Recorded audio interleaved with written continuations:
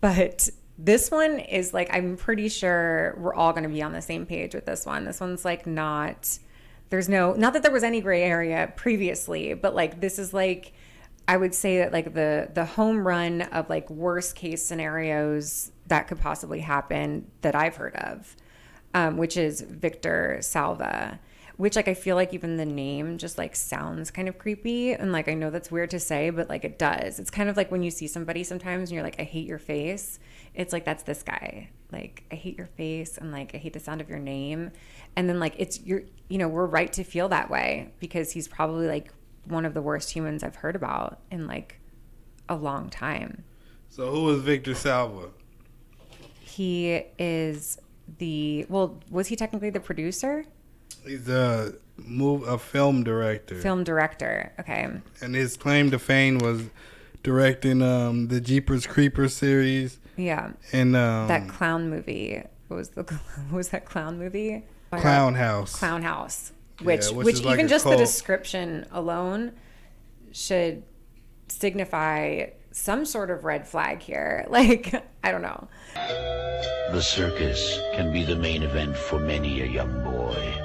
But for Casey, all this clowning around is about to come to an end. Clown House. But yeah, because like you have to read that at some point. Yeah. So what was his start? His start?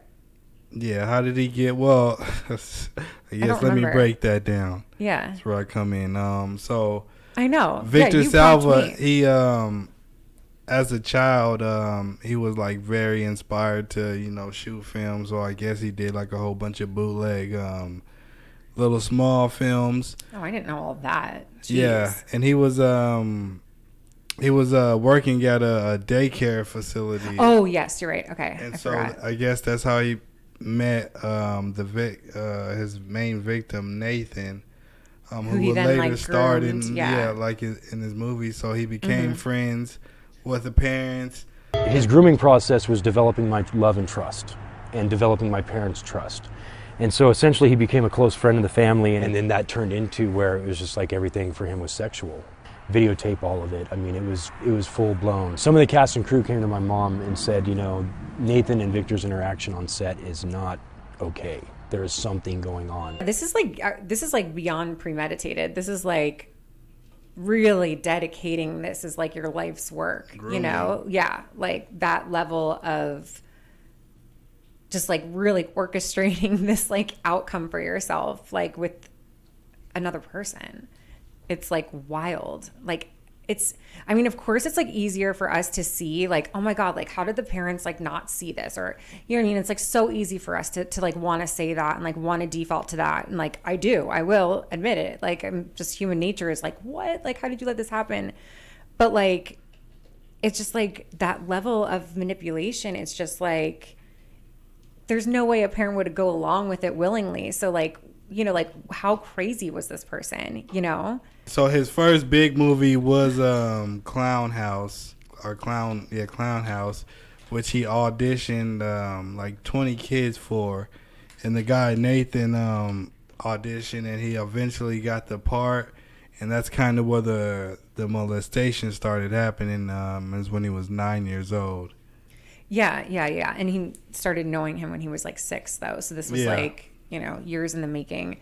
But wait, the most disturbing part is like if you were to read the synopsis of like what the clown movie's about, it's like, what is it? It's like 3 like prepubescent brothers, like being all his movies was mostly about young boys being like chased by like predators, like when they don't have their clothes on or something like crazy, right? Like that was like the synopsis of like the movie. And it's just like, I just really want to try to understand, like, before we even get there, like there's a process of pitching a movie, right? So like he's got to like somehow get funding for this movie and premiere it with like, or you know what I mean? Like have a studio attached to it, whatever, all the other things I probably don't know about. So it's like, it went through that many people though, and got a green light when like, he's basically telling the world, I have a really sick mind and like a very big problem, and I'm being blatant about it, and everyone's just okay with it. But Like, I don't think nobody actually thinks that like he's a pedophile. Well, they didn't think at the moment. They just thought this was a crazy, scary movie. You know, nobody actually think that, oh, this guy's actually molesting young boys. You know what I mean? Hindsight's 2020, just like but then the he made Nickelodeon this stuff. No, but wait, didn't he do like another one though that was like? Yeah, he did a multiple kind of low budget movies. Even Clown World was kind of like a low budget one. It was only There's another until really Jeepers crazy one, though. Creepers that he got, you know, the big money, or he got a big budget for.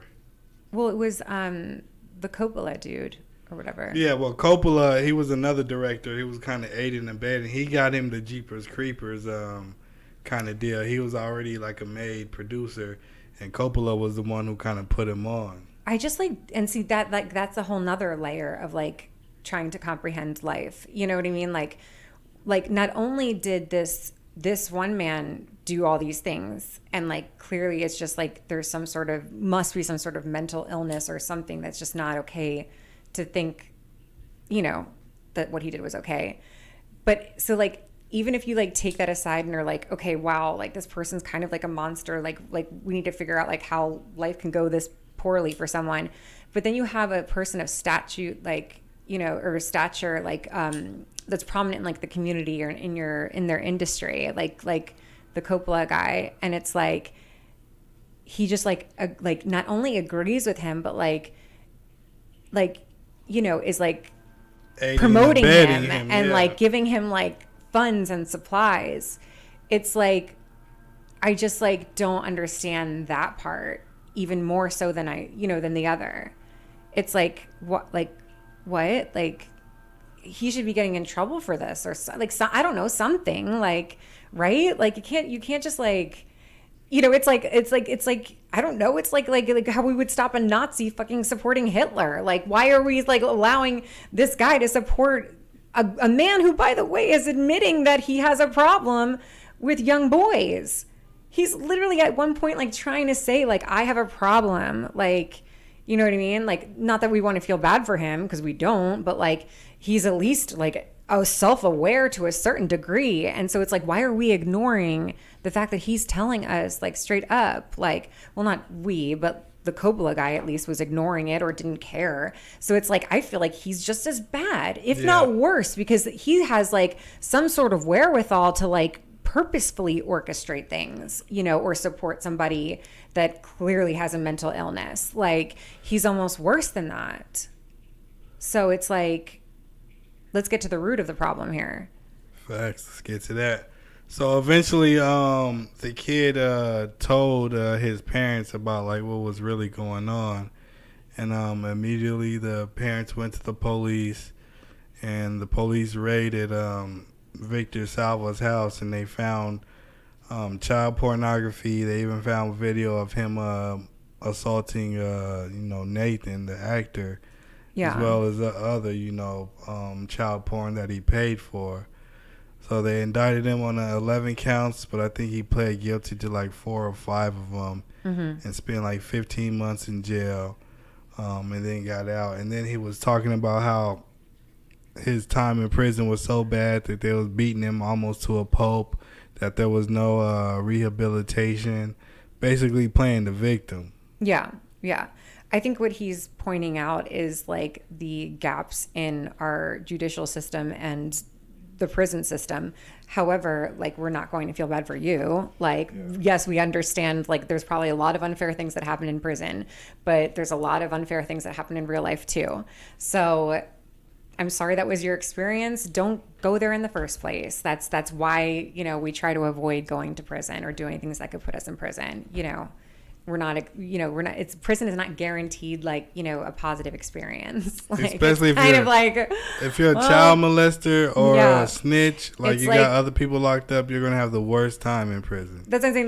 Like, there's like less rules in prison, where it's more like, go by like moral code or like the golden rule. It's like things are actually like simplified a lot. Like, I wonder if we actually took like more prison type rules and just applied them to regular society. Like, let's just break it down.